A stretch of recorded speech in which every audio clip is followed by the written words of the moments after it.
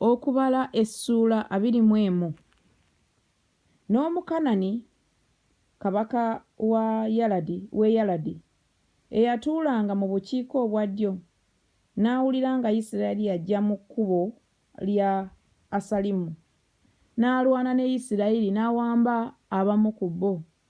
Isirayiri ne yeeyama obweyamo eri Mukama n'agamba nti, bw'onoogabulira ddala abantu bano mu mukono gwange, ndizikiriza ddala ebibuga byabwe. Mukama n'awulira eddoboozi lya Isirayiri n'agabula Abakanani ne babazikiririza ddala bo n'ebibuga byabwe, ekifo ne kituumibwa erinnya lyakyo Koluma. Olwokuna ne basitula okuva ku lusozi Koola ne bagenda mu kkubo ery'Ennyanja Emyufu okwetooloola ensi ya Edomu. Obulamu bw'abantu ne bukeŋŋentererwa nnyo olw'olugendo.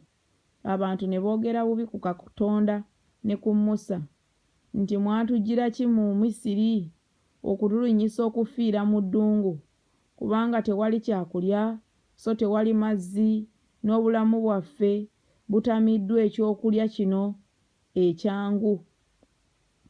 Mukama n'asindikira abantu emisota egy'omuliro ne giruma abantu. Abantu bangi ne bafa ku Isirayiri. Abantu ne bajja eri Musa ne bagamba nti, twonoonye kubanga twayogera obubi ku Mukama ne ku ggwe. Saba Mukama atuggyeko emisota. Musa n'asabira abantu. Mukama n'agamba Musa nti, weekolere omusota ogw'omuliro oguteeke ku mulongooti. Awo olunaatuuka buli alumiddwa bw'anaagulaba anaaba mulamu. Musa n'akola omusota ogw'ekikomo n'aguteeka ku mulongooti. Awo olwatuuka omusota bwe gwabanga gulumya omuntu yenna, bwe yatunuulira omusota ogw'ekikomo n'aba mulamu. Abaana ba Isirayiri ne batambula ne basiisira mu Obosi, ne basitula Obosi ne batambula ne basiisira mu Eyebalimu mu ddungu eryolekera Mowaabu ku luuyi olw'ebuvanjuba. Ne bavaayo ne batambula ne basiisira mu kiwonvu kya Zeradi. 13. Ne bavaayo ne batambula ne basiisira emitala wa Alunooni oguli mu ddungu ogusibuka mu nsalo ey'Abamooli, kubanga Alunooni y'ensalo ya Mowaabu, wakati wa Mowaabu n'Abamooli. Kyekyava kyogerwa ku kitabo eky'entalo za Mukama nti, Vakebu mu Sufa n'ebiwonvu bya Alunooni,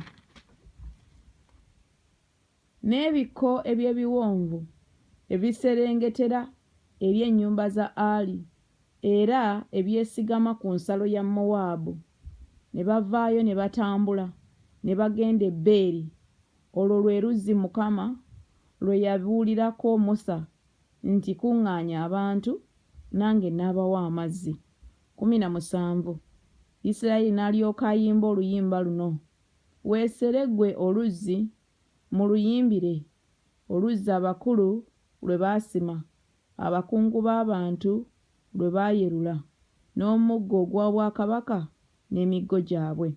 Ne bava mu ddungu ne batambula ne bagenda e Matana, ne basitula e Matana ne bagenda e Nakayeri, ne basitula e Nakalieri ne bagenda e Bamosi, ne basitula e Bamosi ne bagenda mu kiwonvu ekiri ku ttale lya Mowaabu ku ntikko ya Pizuga ky'oyima okulengera eddungu.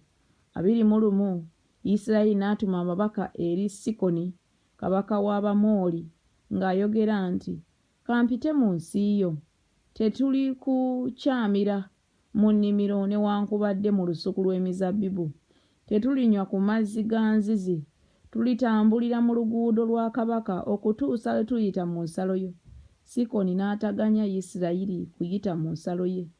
Naye Sikoni n'akuŋŋaanya abantu be bonna n'atabaala Isirayiri mu ddungu.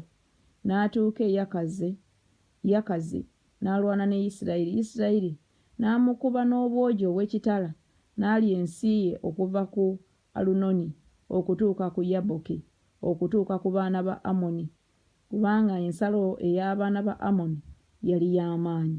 Isirayiri n'alya ebibuga ebyo byonna. Isirayiri n'atuula mu bibuga byonna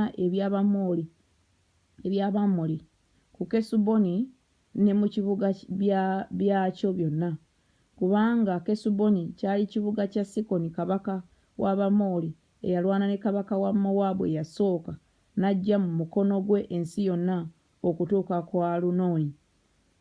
Aboogerera mu ngero kyebaava boogera nti, mujje e Kesuboni, ekibuga kya Sikono, kizimbibwe kinywezebwe, kubanga omuliro gufulumye mu Kesuboni, ennimi ez'omuliro mu kibuga kya Sikoni gwokeza Ali ekya Mowabu, abakungu ab'ekifo ebigulumivu ebya Alumoni. Zikusanze Mowaabu, mufudde mmwe abantu ba Kemosi, agabudde batabani be okuba abadduse ne bawala be okuba abasibe eri Sikoni kabaka w'Abamoli. Twabasimbako.